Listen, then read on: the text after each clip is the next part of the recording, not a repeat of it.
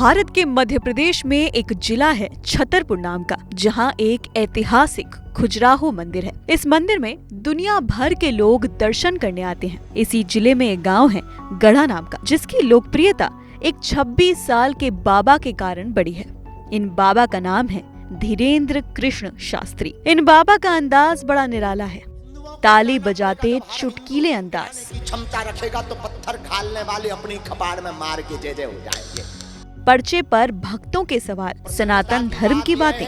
करो दिव्य भव्य तुम तैयारी, कल हनुमान जन्मोत्सव पर आ रहे हैं मुगदरधारी। चमत्कार, केंद्रीय मंत्रियों को आशीर्वाद और विवादित बयान। पर पत्थर खाकर जाग रहे। हम निवेदन करें कि आपके अपने गांव में, क्षेत्र में ऐसा ना हो पाए, इसलिए आज ही प्रण कथा पंडाल से करके जाओ कि हम सब हिंदू एक हैं। इनके भक्त इनमें चमत्कारी देखते हैं और विरोधी इनमें पाखंडी। नमस्ते, मैं हुरियाश्री और आप देख रहे हैं एबीपी लाइव की नई सीरीज व्यक्तित्व। आज इस वीडियो में बात बाबा बागेश्वर धाम के अनोखे बाबा धीरेन्द्र कृष्ण शास्त्री की।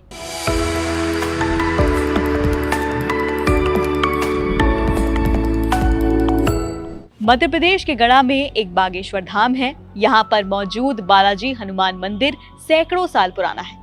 इसी मंदिर में साल 1987 में संत सेतु लाल जी आए थे। इन्हें भगवान दास जी महाराज के नाम से भी जाना जाता है। इन्होंने चित्रकूट के निर्मोही अखाड़े से दीक्षा प्राप्त की थी। यहाँ से दीक्षा प्राप्त करने के बाद ही वो गड़ागंज पहुंचे थे। लोगों के बीच उनकी लोकप्रियता भी काफी थी। बागेश्वर धाम के पंडित धीरेन्द्र कृष्ण शास्त्री इन्हीं के पोते हैं। धीरेन्द्र शास्त्री का बचपन। साल 1996 में गढ़ा गांव में राम कृपाल और सरोज के घर पैदा हुए थे धीरेन्द्र शास्त्री। धीरेन्द्र कुल 3 भाई बहन हैं। धीरेन्द्र उनमें सबसे बड़े हैं। बचपन से ही उनका मन पूजा पाठ में लगता था। बताया जाता है कि धीरेन्द्र स्कूल के लिए निकलते थे, लेकिन पहुंच जाते थे मंदिर। स्थानीय लोगों ने उनके हाथ में कलम से ज्यादा माला देखी थी। लिखने से ज्यादा वो माला जपा करते थे। मात्र 9 साल की आयु में ही इन्होंने हनुमान जी की पूजा शुरू कर दी थी। बताया जाता है कि इन पर बालाजी यानी हनुमान का आशीर्वाद बना हुआ है। स्थानीय लोगों का कहना है कि धीरेन्द्र बेहद गरीब परिवार से आते थे। परिवार कई बार खाना मांगकर खाता था। अब वही धीरेन्द्र शास्त्री प्लेन और कई बार प्राइवेट जेट से चलते हैं। खैर, कहानी पर वापस आते हैं। बताया जाता है कि धीरेन्द्र पढ़ाई में ज्यादा अच्छे नहीं थे। उनके साथ में पढ़ने वाले बताते हैं कि वो कहा करते थे कि वो बड़े होकर धंधा करना चाहते हैं। फिर एक साल ऐसा आया जब धीरेन्द्र गायब हो गए। किसी को नहीं पता चला कि वो कहाँ गए। वो पूरे 1 साल के लिए गायब थे। लोग बताते हैं कि जब वो लौटे तो पूरी तरह बदल चुके थे। पंडित धीरेन्द्र शास्त्री का जादू। साल 2012 से बागेश्वर धाम की सिद्ध पीठ पर श्रद्धालुओं की समस्या का निवारण करना शुरू कर दिया था धीरेन्द्र शास्त्री ने। धीरे धीरे विधायकों और बाहुबलियों का आना उनके दरबार में शुरू हो गया। धीरेन्द्र शास्त्री के कई बड़े बड़े नेता भक्त हैं। इनमें नरोत्तम मिश्रा, नितिन गडकरी और देवेंद्र फडणवीस शामिल हैं। वर्तमान समय में बागेश्वर धाम की बागडोर पंडित धीरेन्द्र शास्त्री के हाथों में ही है।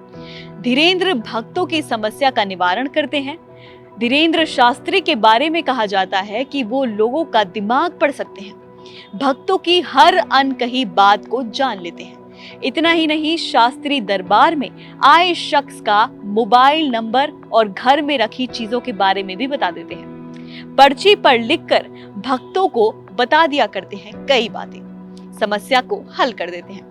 कहा जाता है कि भूत प्रेत से लेकर बीमारी तक का इलाज बाबा की कथा में होता है। बाबा के समर्थक दावा करते हैं कि बागेश्वर धाम सरकार इंसान को देखते ही उसकी हर तरह की परेशानी जान लेते हैं और उसका समाधान करते हैं।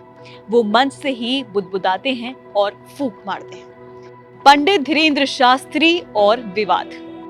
इस साल की शुरुआत में नागपुर में कुछ दिन बाबा की कथा का आयोजन होना था। 13 जनवरी तक उनकी कथा का आयोजन होना था, लेकिन किसी कारणवश बाबा 11 जनवरी को ही वापस लौट आए थे। इसके बाद से ही उन्हें लेकर विवाद बढ़ता गया। देखते देखते ही पूरे नेशनल मीडिया में इस बवाल की बातें होने लगी। नागपुर की अंधश्रद्धा अनुमूलन समिति के संस्थापक श्याम मानव ने धीरेन्द्र शास्त्री को सबके सामने अपनी शक्ति साबित करने की चुनौती दे दी थी। इस मामले पर पूरे देश में हंगामा मच गया था। इस समिति ने कहा था कि जब बागेश्वर धाम सरकार को चमत्कार साबित करने के लिए चुनौती दी गई तो कथा के बीच में ही वो सब छोड़कर चले गए थे।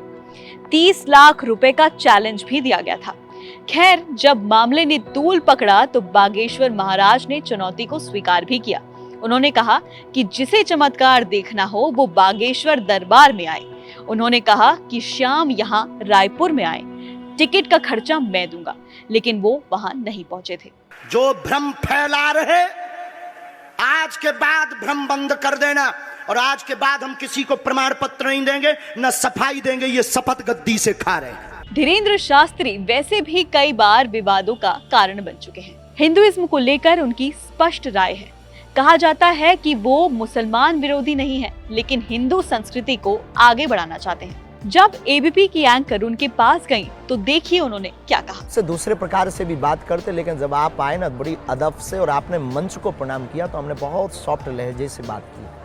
नहीं तो हम बहुत कट्टर आदमी, और शायद ऐसे भी आदमी है कि शायद आपको आप अपना वर्क करके आए हो, वर्क कर रहे हैं और आप अपनी ईमानदारी से अपनी पत्रकारिता कर रहे हैं, और शायद आपको क्रोध आता, क्योंकि हम बहुत ही सनातनी कट्टर हैं, हमारी रंग रंग में और हमारे रोम रोम में। लेकिन जो आपका हमने लहजा, हम बहुत ऑब्जर्व वाले आदमी हैं, प्रवेश और फिर आपका प्रणाम करके मंच पर बैठना, ये मेरी परंपरा है। तो बस इसी परंपरा ने हमारे मेरा मजहब जो है वो इस्लाम हो सकता है, लेकिन है मेरी परंपरा जो है, हाँ मेरी परंपरा मुझे पता है। कई राज्यों में जाकर बाबा ने कई बार गैर हिंदू धर्म को लेकर भी कई बयान दिए हैं। पंडित धीरेन्द्र शास्त्री को पाखंडी बताने वालों ने उन पर कई एफआईआर भी कराई हैं, लेकिन ये बाबा किसी से नहीं डरे।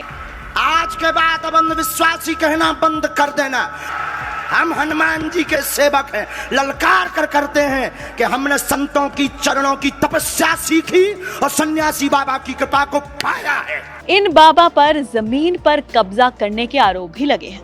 लोग बताते हैं कि जिस गड़ा गांव में धीरेन्द्र शास्त्री कथा करते हैं, वहां पर एक भवन हुआ करता था, जिस पर अब धीरेन्द्र शास्त्री ने कब्जा कर लिया है, लेकिन इसके खिलाफ कोई भी रिटन कंप्लेंट सामने नहीं आई है। बताया तो ये भी जाता है कि इस बाबा की सभा में आए लोग मंदिर से 5 रुपए की चीज को 5000 रुपए में खरीदने के लिए तैयार हो जाते हैं। स्थानीय लोग बताते हैं कि मध्य प्रदेश के इस छोटे गांव में लोगों के मन में बाबा के प्रति ऐसा प्रेम है जिसकी कोई सीमा नहीं है। बाबा की पॉपुलैरिटी।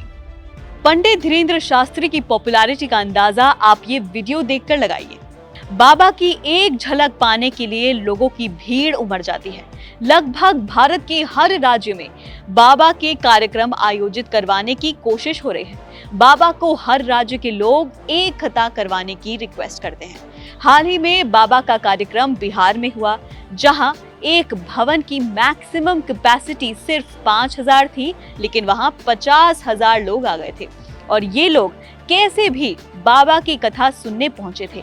कुछ लोग कई 100 किलोमीटर पैदल चलकर बाबा की एक झलक देखने के लिए आए थे, तो कई लोग 3 वाहन बदलकर बाबा की कथा सुनने आए थे।